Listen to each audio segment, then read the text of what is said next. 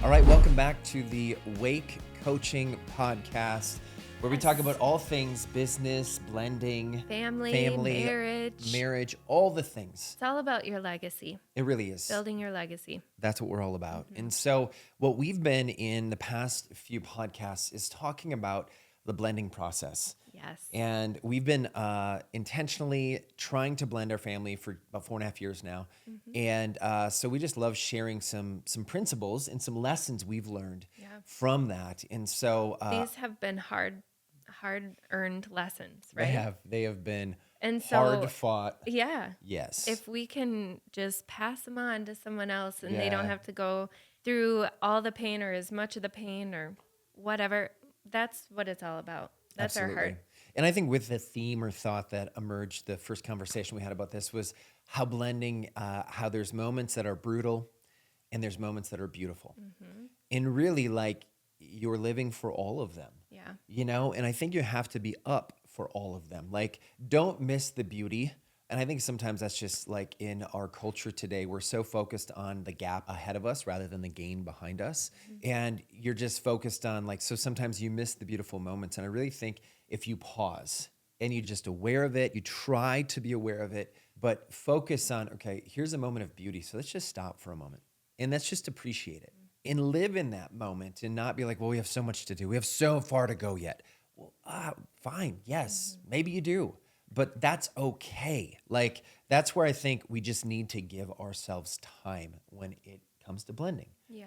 So let's talk about that. Let's talk about expectations and the time that it takes. Like, we actually need to give ourselves more time when it comes to blending. What are your thoughts on that? Yeah, I think that we all, and I mean all, like you, me, and the kids, we all knew that we wanted to feel like we had this whole kind of cohesive family. With the ages that everybody was when we got married, that was the goal. I know with other families, when they blend and, the kids are much older, that's not always the goal. Where there's some families that make the decision, like, we're not trying to blend everyone together. We just, want to maybe see each other on holidays or, and so it looks different for every family, but ours was like having this whole and cohesive family. But even though that was everybody's desire, it took a long time. And so I think because I knew it was everyone's desire, I had this expectation that it would feel like a whole cohesive family, like really quickly. And and it did not. No, it did not. And I think about like, okay, so you've all probably done family pictures before, right? And you think about a family picture and you can think about like, you see what shows up on social media, the Instagram version of the family, like, oh my gosh, they're so cute. I wish we could be like them. They're matching flannels and the grass behind them and all the stuff. And like, oh my gosh, they're so cute, right? Like that's. Yeah, we haven't even ever attempted. No, we haven't. Like, we're just like slow to this. But I always think about moments like that because you can think of like, oh, they look picture perfect. But if you're actually a family member, you know that the youngest just had a tantrum. The dad just freaked out. The mom was crying. The teenagers was off smoking weed. Well, maybe not smoking weed. That's a little too far. But like literally there's so much like context you're missing in the picture perfect Instagram form of that family. And that's the thing where you see that and immediately in your mind, you're like, well, that's the goal. That's what we should be. But you literally have no context to what it took to just get everyone to smile for like click, just a split instant. And you have no idea what's behind there. So I think what happens is you see that, that immediately like becomes like your bar to try to attain. Like that's what blending looks like. And all of a sudden you're like, we'll never be that. And then you put yourself in a deficit in realizing like blending isn't a one size fits all. And can I just be honest? It's not what you see on social media. It's not like the picture perfect. I mean, maybe it is. No, it's not. No. And so I just give yourself some time and space and realize blending, honestly, I think if you look at this, it's going to be a lifelong process. Yeah, I do think it's lifelong. It's going to there's going to be different issues that come up at different milestones in kiddos' lives. But yeah, just overall, it takes a lot longer. Like we're 4.5 years in and still very much in the blending process. So for the kids that were older when we got married, that process was much slower. Yeah. And my two, when we got married, were much younger. So they quickly, identified you as dad, started calling you dad, like accepting you as their dad in their life. But even though that happened, like your relationship with them is still something you're developing. Just because they even started calling you dad didn't mean there wasn't tons of pushback and gaminess and even Like comments of like testing Daddy and Tyler wouldn't have done yeah. that, or like comparison.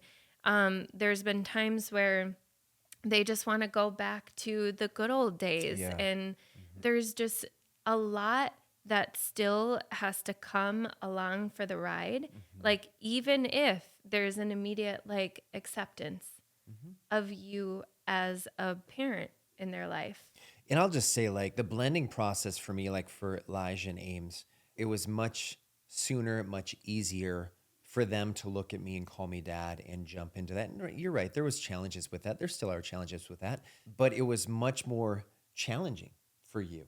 Not for you personally, but just for the kids, just the blending piece. Like you went from toddlers to teenagers, like overnight, Yeah. which is just dramatic. It's so difficult. And then it's just navigating, all that was in a space where there still was a lot of what was. And it was just very unique and challenging. And you were incredibly, incredibly brilliant at it. I'm just going to say that in front of everyone. No, yeah, seriously, were. Your emotional depth and understanding was like a gift from God Yeah. to our family and a gift from God to like my 5 biological children. Well, so thank you. I mean, if I appeared brilliant at it, like that was only God helping me through it because I did not feel brilliant at it at all. It was actually really tough and emotional. And again, I think that came from the desire and an expectation that was completely unrealistic about having this whole feeling. And so with every age, there's a very different process and dynamic. The younger kids are typically going to move much more quickly and be much more open and accepting. But that doesn't mean you're not going to process through things later Yeah. as they hit different milestones in their life in different levels of just being aware and processing emotion. The older they are, the more experience they've had with their previous parent, or the more that they are really trying to like process through the grief now because they have the emotional and the cognitive ability to do so. So they are like going through a lot more like grieving process, and then you're layering, or we were at least layering now this additional process of like accepting a new family, a new parent figure, my dad's new wife, that sort of thing. And so there was just like a lot more layers and complication the older they got. And so it was just really interesting and kind of strange to navigate through. Like there was no like one level of kind of this is me with them. Like it was kid to kid. So Bo really quickly, your youngest, started calling me mom, and it was similar to Elijah and Amos. Like he was just open to that. He wanted that. Yep. It was pretty easy. Yep. It's been pretty easy. Yeah. And then with each kid, it was like there was a level of like I'm parenting them, but it's only to a certain degree. Yeah. And that degree got smaller and smaller the older they were. And kind of the older they are, the slower the blending process is. And we're still in the process. Yeah. We're still really in the process of building up our relationship. And I think one thing that I didn't understand, but I do now, is like, I don't think they cognitively were thinking this, but like I was a threat to them in their relationship with their mom, even though she wasn't even there anymore. She passed, but it felt almost like a betrayal in their hearts. And I think that's what I think you're really onto something, because that whole thing, like we talk to the kids a lot because it seems like they're always choosing either one or the other. And it was like, you actually, like time and time again, like we're like, you don't have to choose, you get both. Yep. And I think that was harder for them to understand, because I think for the like Elijah, Bo, and Amos, they were very concrete in their thinking. They're still like, well, because I said so. Like we could tell them to do something, well, because I said so. But as kids get older, they move from the concrete to abstract in their developmental, ability, their cognitive ability, the ability to think. So you're right. In their mind, they're like, well, if I love Allie, then does that deter from or take away from my love for my mom, Tiffany? Am I betraying her? Am I betraying her? Yeah. They didn't really ever verbalize that, but I really started to begin to realize that's kind of what was going on. There were some different situations where it was very clear, like, there were times where maybe it's the anniversary of mom or her birthday, or they were just really like kind of processing through grief. And in those times, especially, there would be like a pushing away of me. And it did very much feel like they felt like they had to pick one or the other. And so I think that, something that we began talking about, but would have been helpful to understand this earlier and begin talking about it earlier, is like, I don't need to be your mom. Yeah. Yeah. I'm not coming in and expecting you to call me mom. I don't need to take that place in your life. Like, your mom, Tiffany, can fully hold that title and that place for you forever. And that does not impact how I feel about you. I don't need to be your mom. I just want to be your family. And I think it's one thing to say that, it's another thing to actually do that. Yep. Because I think that was the thing, like, maybe you didn't articulate it, but you certainly did it. You certainly gave space, I like, lived on it those out, days. right? You lived it out. I remember the first Mother's Day, like, we had gotten married and you're a mother, Yeah. but yet you basically put yourself on the back burner so that the kids could honor their mom. And this was the second Mother's Day that she had been gone, but the first Mother's Day that we'd been married. And it was really all about, like, my five. Yeah. And that was really all about that. And you were like, we even had plans to go see, like, my side and then your side, your parents. But then, like, you were like, hey, you know what? We don't have to go see my parents today, my mom today. Let's just focus on the kids. Yep. And it was so sacrificial on your part. And I think that's something where, like, you weren't defensive. You weren't like insecure that you had to establish your position. You're like, no, that's honestly, it's just about the kids. Let's just focus on the kids' heart. So you may not have said it, but you certainly modeled it. Sure. And I think that matters in a huge way. And that truly was my heart, but that doesn't mean that it's not hard or that you don't have emotions about And it. it didn't hurt. Right, right.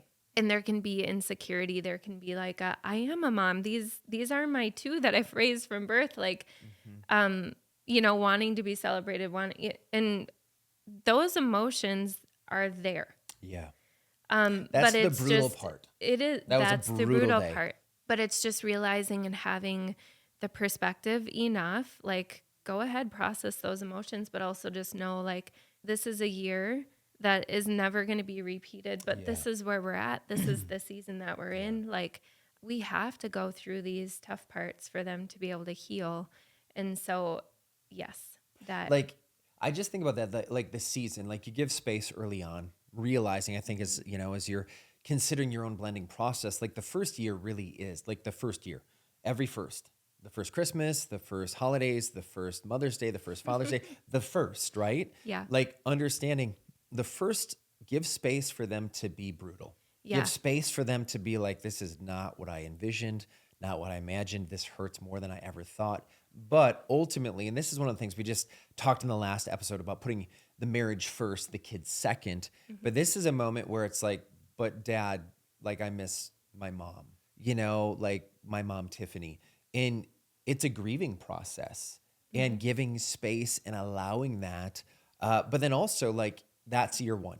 Well, that's kind of funny because it's like the year one with grieving. We all, if you've been through, tragic loss, like, that is the toughest year. It's all the first. Yes. And, like, this is the same. Same thing. Yeah. And I think that's the thing. When, like, year one, it has to be different than year five. Like, if this upcoming Mother's Day, it's the same as it was year one, well, then A, we're not doing our job. We've missed something. And B, we're allowing the kids' feelings to be the most important thing in our family. And I'm just you're probably like, whoa, this dude's totally a Gen Xer or even a boomer. But our kids' feelings are not the most important thing. Yikes. Like, wow.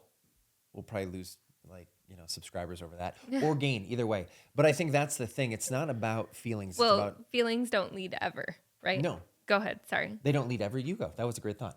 well, we shouldn't ever be led by our feelings. Yeah. Like, Yeah. we aren't going to do great and amazing and wonderful things. We're not going to build strong, lasting things if we're basing and living life on feeling. Yeah. Led Because by there are emotion. going to be days where you're not feeling it. Yeah, And for if you sure. quit and Yes. give up every time you're Yeah. not feeling Yeah. it, or you abandon the journey on what's hard because you want to quit, Yeah. like, well, we wouldn't be here right now. No. I think sometimes people assume that quitting is easier. Like, I'm just going to quit. I'm just going to be done. This is super hard.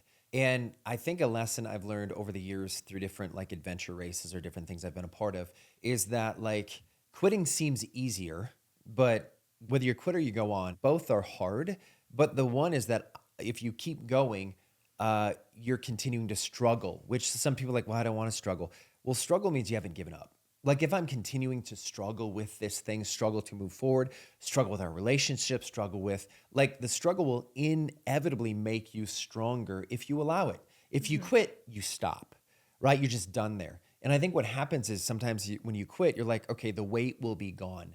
And I think that's one of the biggest misconceptions. The weight's not gone. Yeah. You're now just alone to carry all the weight by yourself. See, like Allie and I, we're synced up, we're yoked up, we're together in this, where it's like we can help each other carry this load, like blend together, where it's not me by myself again with the 5, now 4, almost 3, because Noah's almost out of the house, trying to figure it out. And Allie with Lige now 10 and Amos 7, trying to figure it out because we quit. No, Right. it's like Yeah. either way, whether you quit or keep going, they're both hard. If you quit, you're alone. He left me this weekend Okay. with the little Be boys. careful. Be careful. I went away for He the went weekend. I away didn't for leave you. men's conference. And it did. It reminded me of being a single parent. And I was like, I am so thankful that this is not my life anymore. Yeah. And it just gave me like this snapshot back to like what it was like, just the loneliness and like, yeah, the weight that like wasn't mine to really carry, but I had to Yeah. for a time. Well, it's even interesting that because like I left and immediately one of the kids started just acting out, like just like not yes. listening, lying, being defiant. And then you called him on it. And he said what?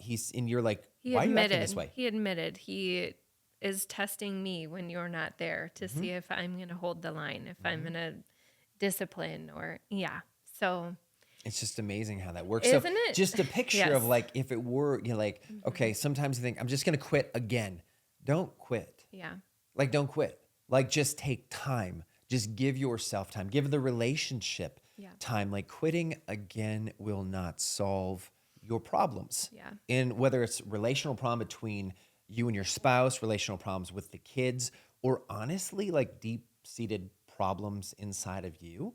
Because ultimately, like, the fruit of your life is based upon the root of your life. Like what is it? I remember when I went to counseling, to therapy after my wife Tiffany had died, the therapist is like, well, tell me about your childhood. And I'm like, I'm not here for my childhood. He's like, okay. I said, my wife died. That's why I'm here. He's like, okay, yep, I understand that. Tell me about your childhood. I was like, what aren't you understanding? But it wasn't about him, it was about me not understanding.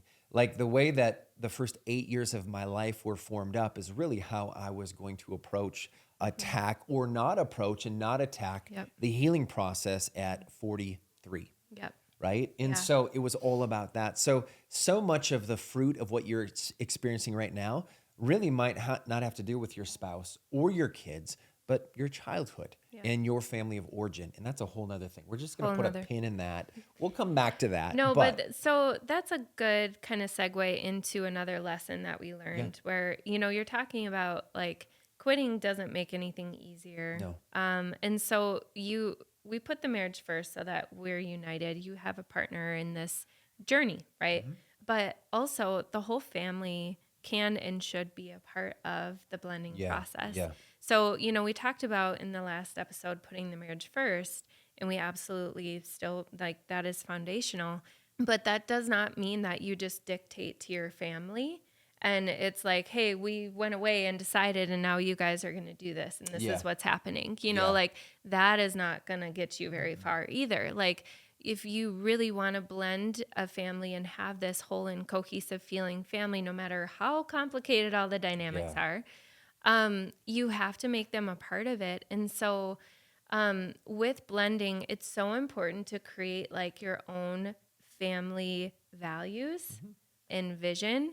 So we really believe in this. We help businesses do this all the time. And so we set our new family core values very early, because if you don't find like a common ground for everyone to stand on, then it is going to feel like you're just like trying to pull people along and trying to make them do things that they don't necessarily buy into or they don't want to Well, do. that's it. Like right there, you said buy into. Blending requires a buy-in Yep. from every single person. Yeah. They have to opt in. They have to make a decision. Every little kid, every little spirit, every little soul, they have free will. They Yes. can choose whether I want to be a part of this or not be a part of this.